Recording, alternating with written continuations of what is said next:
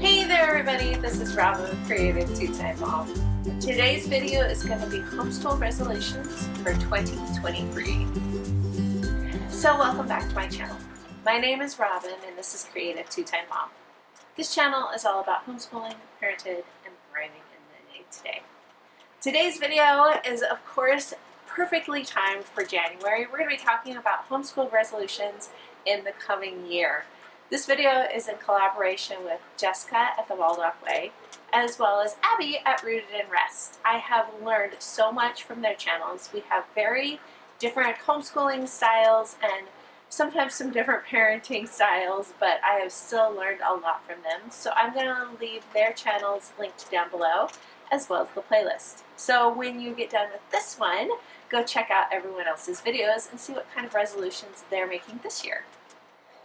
So I have my planner in front of me. I've written down my goals for the year. I was trying to come up with 10 and I didn't quite make it there, but I have quite a few that are important and valuable to me.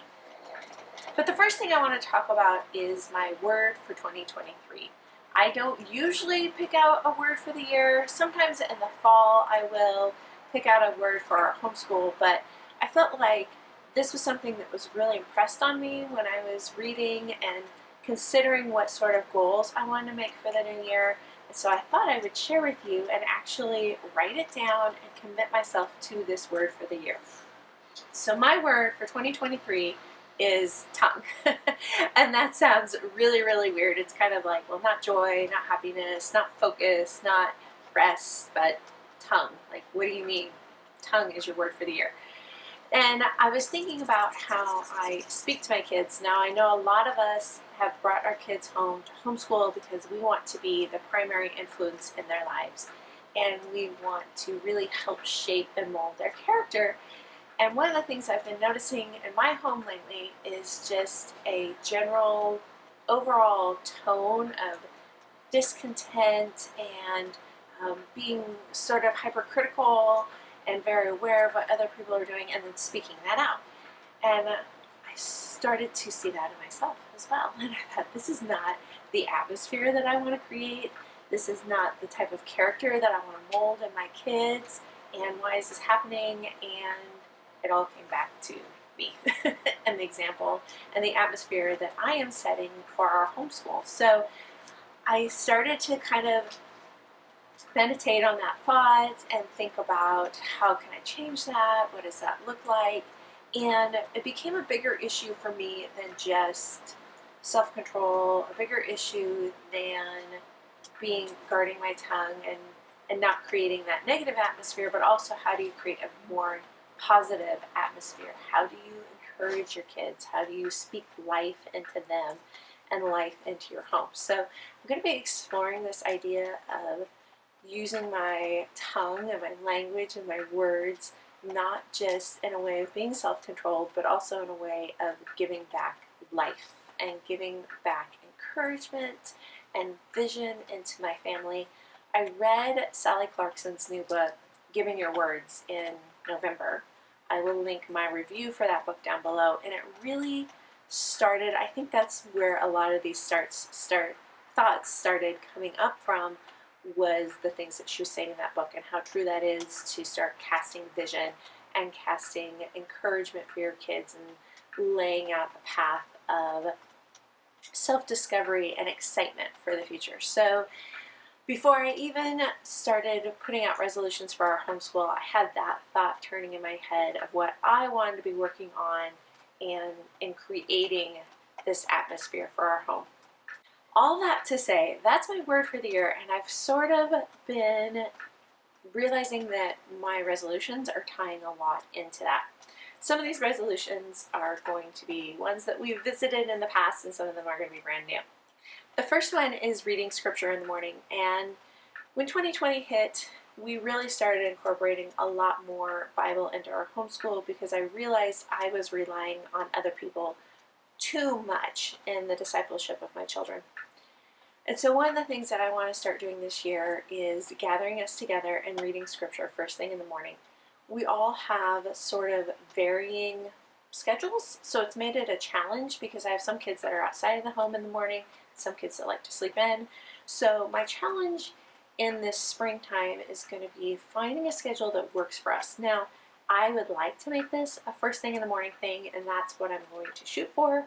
But if it doesn't work, it may be one of those things that we read a chapter a day at lunch. I'm going to shoot for a chapter a day. That may or may not happen, but mostly what I'm looking for is the consistency and really putting an emphasis on how important that is for each of us individually. The second homeschool goal that I have for 2023 is to do 12 read alouds with my kids.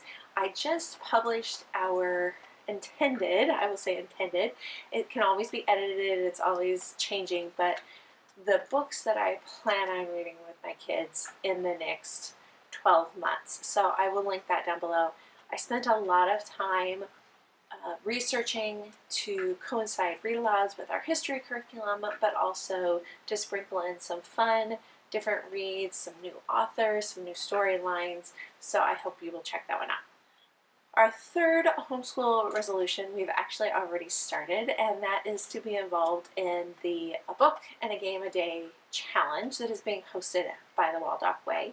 So basically you are reading one book with your kids every day and playing one game with your kids every day.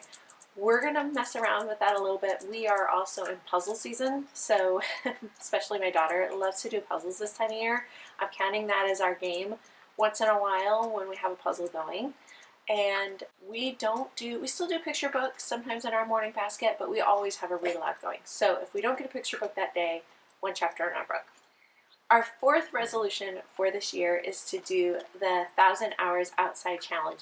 Last year was the first year that we actually hit 1,000 hours, and I uploaded a video on either Sunday or Monday, I can't remember, with just some of the highlights of what we did outside. And it didn't have to be bike rides and hikes and something like that every day. Some days it was just a bike ride in the neighborhood. Some days it was going out and doing aqua golf. So I put up that video to kind of hopefully spark some ideas for you. Some days for us it was just gardening.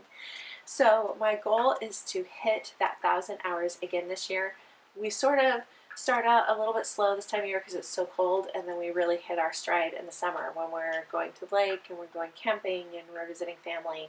It's a fun challenge, and even if we don't hit the 1,000 hours, we really enjoy just challenging ourselves to get out more. Our fifth resolution for 2023 is 26 hikes. Now that's not going to sound like a whole lot, but that is a hike every other week.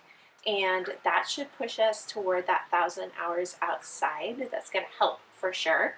We have one hike that we like to do every season in the year, so we get a different look at what's happening.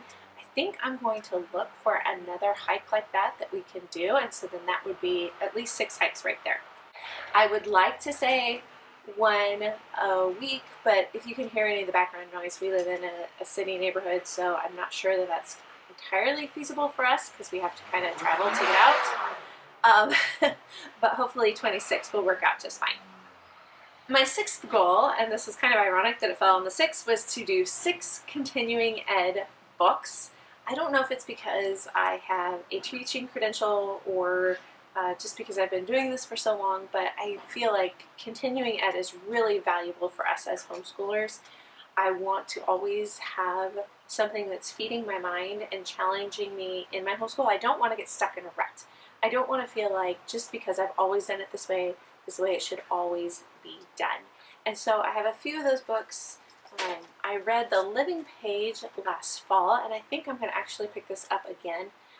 I read through it, I feel like, too quickly, and so I want to go back into it and just really take my time on that one. And one that I'm going to be reading this year for sure is The 4-Hour School Day by Dorinda Wilson.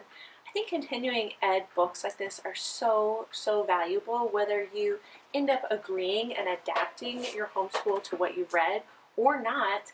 It can be just important to get outside of your own rut, outside of your own perspective, and look at your homeschool in a fresh way and decide if you're doing things just out of routine or if that's really the intention of how you want to shape your homeschool. One thing I want to add to that is the Wild and Free is doing a 12-month book club, and they published the titles of their books on their Instagram account the other day, and there was some really good looking titles there, and I thought, can I do 12 books, 12 just continuing ed books? I can do 12 in a year, that's no problem, but do I want to commit to just 12 continuing ed books? And I don't know, it feels like a lot on top of everything else that I read, but there were some really good looking titles there, so I may be pulling from that as the school year goes on. If you want to check that one out as well, there were some good looking authors there.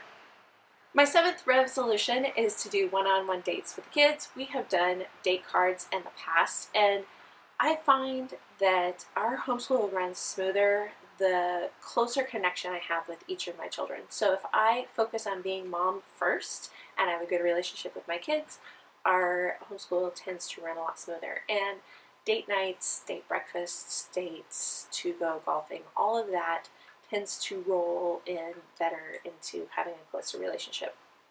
In the past, we've tried to do once a month one-on-one with each of the kids. That led to a lot of burnout.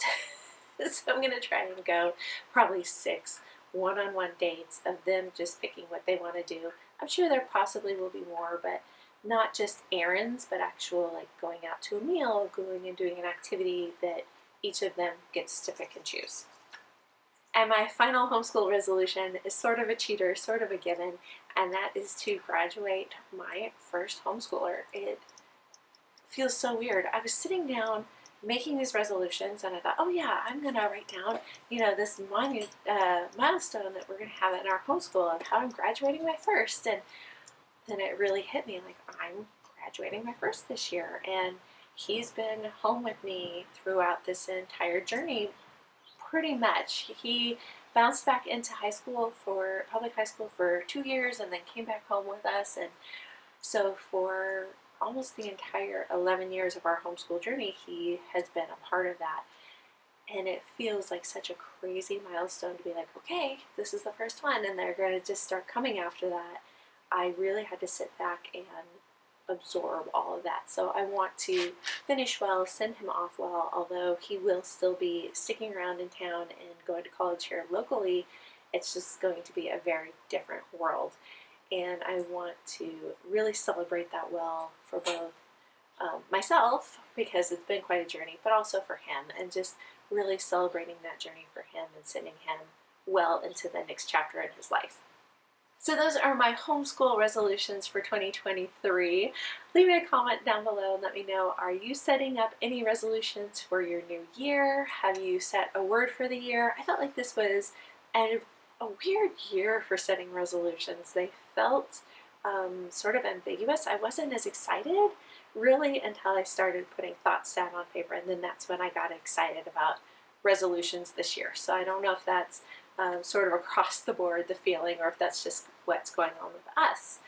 I will also link down below all those things that I talked about, the channels that are hosting this collaboration, the playlist, lots of reviews, lots of things for you to check out that I've mentioned in this video. I hope you enjoyed this one, and we'll see you next time. Bye guys.